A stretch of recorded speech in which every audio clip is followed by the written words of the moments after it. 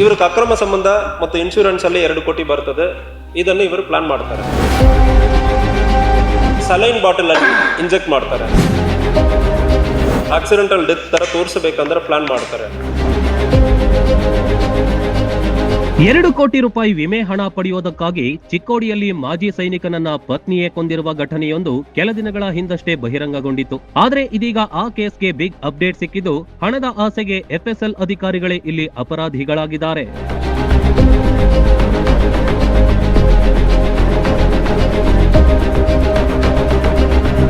ಗಂಡ ಇದ್ದಾಗಲೂ ಪತ್ನಿ ಸುಮಾ ಪ್ರಿಯಕರನ ಜೊತೆ ಓಡಾಡಿಕೊಂಡಿದ್ಲು. ಪ್ರಿಯಕರನ ಜೊತೆ ಸೇರಿ ವಿಮೆ ದುಡ್ಡು ಪಡೆದುಕೊಳ್ಳಲು ಗಂಡನಿಗೆ ಗ್ಲೂಕೋಸ್ ಬಾಟಲ್ನಲ್ಲಿ ವಿಷವಿಕ್ಕಿ ಕೊಲೆ ಮಾಡಿದಾಳೆ. 3 ತಿಂಗಳ ಬಳಿಕ ಹೂತಿದ್ದ ಮೃತದೇಹವನ್ನ ಅಧಿಕಾರಿಗಳು ಹೊರತೆಗೆದು ಮರುಪರೀಕ್ಷೆಗೆ ಒಳಪಡಿಸಿದ ಬಳಿಕ ಈ ಸಾವಿನ ಹಿಂದಿನ ಸತ್ಯವನ್ನ ಪೊಲೀಸರು ಬಯಲಿಗೆಳೆದಿದ್ದಾರೆ.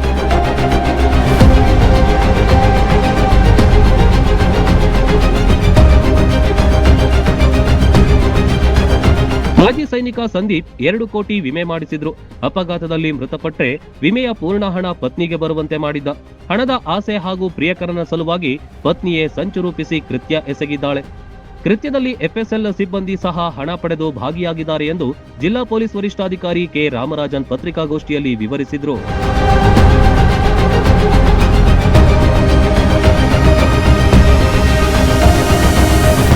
ಸೆಲ್ಫ್ ಸ್ಕಿಡ್ ಆಗಿ ಒಂದು ರೋಡ್ ಆಕ್ಸಿಡೆಂಟ್ ಆಗುತ್ತದೆ.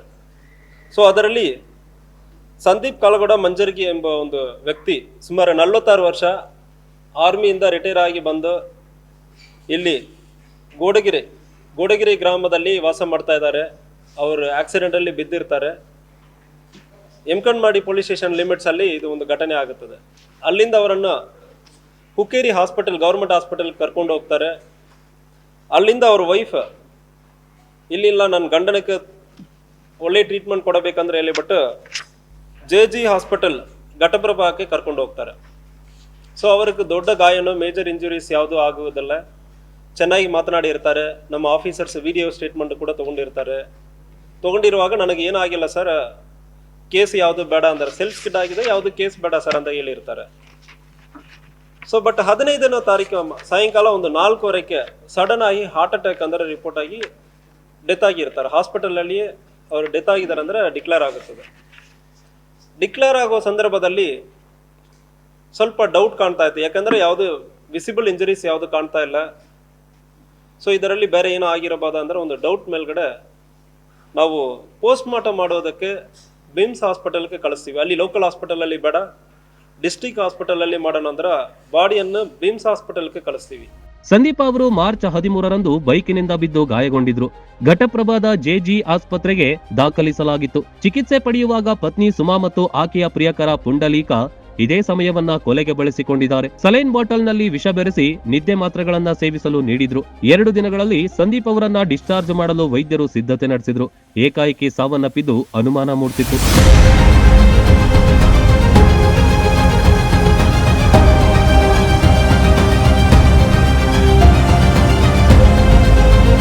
ಸೊ ಇದು ಒಳ್ಳೆಯ ಅವಕಾಶ ಸಿಕ್ಕಿದೆ. ಎನಿವೆ ಆಕ್ಸಿಡೆಂಟ್ ಆಯಿತು. ಇದು ಆಕ್ಸಿಡೆಂಟಲ್ ಡೆತ್ ಥರ ತೋರಿಸಬೇಕಂದ್ರೆ ಪ್ಲಾನ್ ಮಾಡ್ತಾರೆ. ಇದಕ್ಕೆ ಇವನು ರಾಹುಲ್ ಎಂಬವನು ಸಜೆಷನ್ ಕೊಡ್ತಾನೆ, ಪಾಯ್ಸನ್ ಕೊಡುವುದಕ್ಕೆ. ಇನ್ಸೆಕ್ಟಿಸೈಡ್ ಪಾಯ್ಸನ್, ಟ್ಯಾಕ್ಟಿಕ್ ಅಂದರೆ ಒಂದು ಪಾಯ್ಸನ್ ಇರ್ತದೆ. ಸೊ ಆ ಪಾಯ್ಸನನ್ನು ಮತ್ತು ರ್ಯಾಟ್ ಪಾಯ್ಸನನ್ನು ಮಿಕ್ಸ್ ಮಾಡಿ ಕೊಡೋಣ ಅಂದ್ರೆ ಪ್ಲಾನ್ ಮಾಡ್ತಾರೆ. ಇದು ಇವನು ರಾಹುಲ್ ಅವನ ಐಡಿಯಾವನ್ನು ಕೊಟ್ಟಿರ್ತಾನೆ. ಆ ಐಡಿಯಾ ಮೇಲ್ಗಡೆ ಈ ಪಾಯ್ಸನನ್ನು ಸಲೈನ್ ಬಾಟಲಲ್ಲಿ ಇಂಜೆಕ್ಟ್ ಮಾಡ್ತಾರೆ. ಫಸ್ಟ್ ಇವರೊಂದು ಬೇರೆ ಒಂದು ಸಲೈನ್ ಬಾಟಲಲ್ಲಿ ಫಸ್ಟ್ ಡೇ ಇಂಜೆಕ್ಟ್ ಮಾಡ್ತಾರೆ. 14th ಅದು ಪ್ರೆಷರ್ ಕಮ್ಮಿ ಇರೋದ್ರಿಂದ ಬಾಡಿ ಒಳಗೆ ಹೋಗಿಲ್ಲ. 15th ಇವರೇ ಸೆಪ್ರೇಟ್ ಒಂದು ಸಲೈನ್ ಬಾಟಲ್ ತೊಗೊಂಡು ಬರ್ತಾರೆ. ಯಾಕಂದರೆ ರೆಗ್ಯುಲರ್ ಸಲೈನ್ ಬಾಟಲ್ ಹಾಸ್ಪಿಟಲ್ ಅವರು ತೊಗೊಂಡು ಹೋಗಿ ಬಿಡ್ತಾರೆ. ಮತ್ತು ಬೇರೆ ಯಾರಿಗೂ ಸಮಸ್ಯೆ ಬಂದ್ಬಿಡ್ತಂದ್ರೆ ಗೊತ್ತಾಗಿಬಿಡ್ತಂದ್ರೆ ಹೇಳ್ಬಿಟ್ಟು ಇವನೇ ಒಂದು ಸಲೈನ್ ಬಾಟಲನ್ನು ತಯಾರಿ ಮಾಡಿ ಅದರಲ್ಲಿ ಟಿಕ್ ಟ್ಯಾಕ್ ಅಂದರೆ ಒಂದು ಪಾಯ್ಸನ್ ಇರ್ತದೆ, ಇನ್ಸೆಕ್ಟಿಸೈಡ್ ಪಾಯ್ಸನ್, ಅದನ್ನು ಕೊಡ್ತಾನೆ. ಸೊ ಜೊತೆಗೆ ಸ್ಲೀಪಿಂಗ್ ಪಿಲ್ಲನ್ನು ಕೊಟ್ಟಿರ್ತಾರೆ ಅವನಿಗೆ. ಇದನ್ನು ಕೊಟ್ಟು ಆದ್ಮೇಲೆ ಹಾರ್ಟ್ ಅಟ್ಯಾಕ್ ಥರ ಆಗಿರ್ತದೆ. ಹಾರ್ಟ್ ಅಟ್ಯಾಕ್ ಆಗಿ ಅರ್ಧ ತಾಸಲ್ಲಿ ಮೃತಪಟ್ಟಿರೋದಾಗಿ ಸ್ಟೇಟ್ಮೆಂಟ್ ಕೊಟ್ಟಿದ್ದಾರೆ. ಅಪಘಾತದಿಂದ ಭಯಗೊಂಡು ಹೃದಯಾಘಾತ ಸಂಭವಿಸಿದೆ ಎಂದು ಪೊಲೀಸ್ ಠಾಣೆಯಲ್ಲಿ ಪತ್ನಿ ಸುಮಾ ದೂರು ದಾಖಲಿಸಿದ್ಲು. ಮರಣೋತ್ತರ ಪರೀಕ್ಷಾ ವರದಿಯಲ್ಲಿ ವಿಷದ ಅಂಶ ಮುಚ್ಚಿಡಲು ಬೆಳಗಾವಿಯ RFSL ಪ್ರಯೋಗಾಲಯದ ಸಿಬ್ಬಂದಿಗೆ ಹಣ ಕೊಟ್ಟಿದ್ಲು. ಹೀಗಾಗಿ ಅವರನ್ನು ಬಂಧಿಸಲಾಗಿದೆ. ಸಂದೀಪ ಶವ ಹೊರತೆಗೆದು ಮರುಪರೀಕ್ಷೆ ನಡೆಸಲಾಗಿದೆ.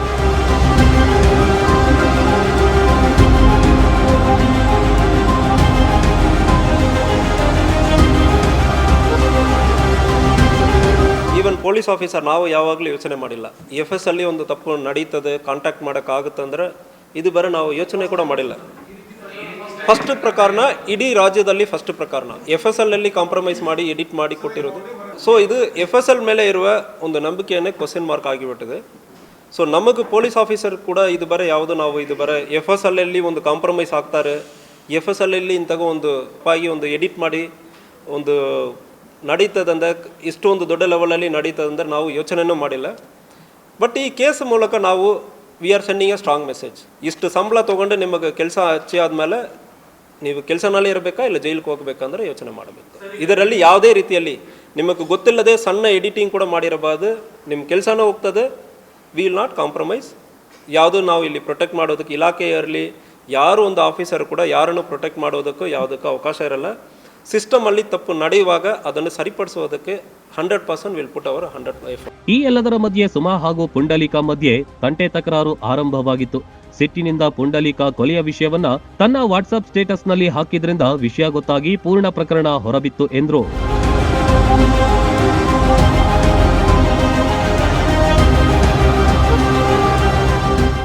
ಪುಂಡಲೀಕ್ ವಿಠಲ್ ಡೋಂಬರ್ ಎಂಬವನ ಒಂದು ಸ್ಟೇಟಸ್ ಹಾಕ್ತಾನೆ.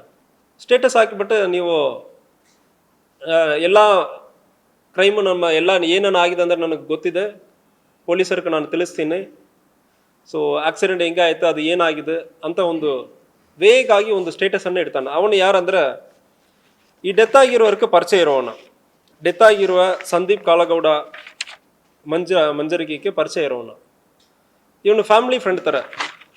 ಅವನಾಗಿ ನಂತರ ಅವನನ್ನು ಕರ್ಕೊಂಡು ಬಂದು ವಿಚಾರಣೆ ಮಾಡೋ ಸಂದರ್ಭದಲ್ಲಿ ಇದರಲ್ಲಿ ಒಂದು ದೊಡ್ಡ ಕ್ರೈಮ್ ಮತ್ತು ಇದರಲ್ಲಿ ಭಾಳಷ್ಟು ಮಂದಿ ಇನ್ವಾಲ್ವ್ ಆಗಿರೋದು ಕಂಡು ಬಂದಿರ್ತದೆ. ಈ ಕ್ರೈಮ್ ಫಸ್ಟ್ ಆಫ್ ಆಲ್ ಯಾಕೆ ಆಗಿದೆ ಅಂದರೆ, ಇವನು ಪುಂಡಲೀಕ್ ವಿಠಲ್ ಡೋಂಬರ್, ಇವನಕ್ಕೊಂದು 25 ವರ್ಷ. ಇವನು ಇನಿಷಿಯಲಿ ಒಂದು ಪಾವ್ ಬಜಿ ವಡಾಪಾವ್ ಇದೆಲ್ಲ ಮಾಡ್ಕೊಂಡು ಇರ್ತಾನೆ. ಮೃತಪಟ್ಟಿರೋರ ಹೆಂಡತಿ ಸುಮಾ ಮಂಜರ್ಗಿ, ಇವ್ರಿಗೊಂದು 36 ವರ್ಷ. ಅವರಿಗೂ ಇವನಕ್ಕೂ ಪರಿಚಯ ಆಗುತ್ತದೆ. ಇದು ಒಂದು 3-4 ವರ್ಷ ಹಿಂದೆಯಿಂದ ಇದು ನಡೀತಾ ಇದೆ. ಇವರು 2023 ಡಿಸೆಂಬರಲ್ಲಿ ಆಲ್ಮೋಸ್ಟ್ ರಿಟೈರ್ ಆಗಿ ಬರ್ತಾರೆ. 2024, 25, 26.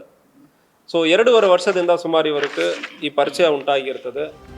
ಸಂದೀಪ ಪತ್ನಿ ಸುಮಾ, ಆಕೆಯ ಪ್ರಿಯಕರ Pundalik Dombar, RMP doctor Basavaraj Basma, Belagavi commissioner ಕಚೇರಿ FDA ಅಶೋಕ ಗುಜನಾಳ, FSL ಪ್ರಯೋಗಾಲಯದ ಗುಮಾಸ್ತ ಅಪ್ಪ ಸಾಹೇಬ್ ನಾಯ್ಕ್, ಸಹಾಯಕ ಚೆನ್ನಯ್ಯ ಅಡವಿ ಸ್ವಾಮಿ ಮಠ, ಹಿರಿಯ ವೈಜ್ಞಾನಿಕ ಅಧಿಕಾರಿ PN ನಾಗರಾಜ, ಪುಂಡಲೀಕ ಸ್ನೇಹಿತರಾದ ಸಚಿನ್ ಸೇಲಾರ, ರಾಹುಲ್ ಜೋಗಿ ಅವರನ್ನ ಜೈಲಿಗಟ್ಟಲಾಗಿದೆ.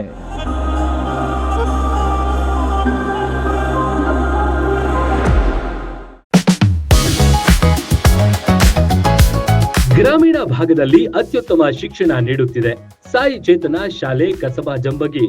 ನರ್ಸರಿಯಿಂದ 5ನೇ ತರಗತಿ ತನಕ ಇರುವ ನಮ್ಮ ಶಾಲೆಯಲ್ಲಿ ನುರಿತ ಬೋಧಕರು, ಸ್ಮಾರ್ಟ್ ಕ್ಲಾಸ್, ವಿಶಾಲವಾದ ಆಟದ ಮೈದಾನ, ಪೂರ್ವ ಪ್ರಾಥಮಿಕ ಮತ್ತು ಪ್ರಾಥಮಿಕ ತರಗತಿ ಮಕ್ಕಳಿಗೆ ಪ್ರತ್ಯೇಕ ಕೊಠಡಿ, ಶಾಲಾ ವಾಹನ, ಮಕ್ಕಳ ಸುರಕ್ಷತೆಗೆ ಹೆಚ್ಚಿನ ಒತ್ತು ಕೊಡ್ತೇವೆ. ವಸತಿ ಶಾಲೆಗಳು ನಡೆಸುವ ಸ್ಪರ್ಧಾತ್ಮಕ ಪರೀಕ್ಷೆಗೆ ಉಚಿತ ಕೋಚಿಂಗ್, ಪಠ್ಯೇತರ ಚಟುವಟಿಕೆಗಳಿಗೂ ಒತ್ತು ನೀಡುತ್ತೇವೆ. ವಾರದಲ್ಲಿ 3 ದಿನ ಆಸಕ್ತ ಮಕ್ಕಳಿಗೆ ಡ್ಯಾನ್ಸ್ ಕ್ಲಾಸ್ ನಡೆಸಲಾಗುತ್ತೆ. ಕೈಗೆಟುಕುವ ದರದಲ್ಲಿ ಗುಣಮಟ್ಟದ ಶಿಕ್ಷಣಕ್ಕಾಗಿ ನಿಮ್ಮ ಆಯ್ಕೆಯಾಗಿರಲಿ ಸಾಯಿ ಚೇತನ ಶಾಲೆ. ಈಗಾಗಲೇ ದಾಖಲಾತಿಗಳು ಆರಂಭವಾಗಿವೆ. ಶೀಘ್ರವೇ ಭೇಟಿ ನೀಡಿ. ರನ್ ಟಿವಿ ನ್ಯೂಸ್ ವಿಡಿಯೋಸ್ ನೋಡಲು ಸಬ್ಸ್ಕ್ರೈಬ್ ಮಾಡಿ, ಬೆಲ್ ಐಕಾನ್ ಪ್ರೆಸ್ ಮಾಡಿ.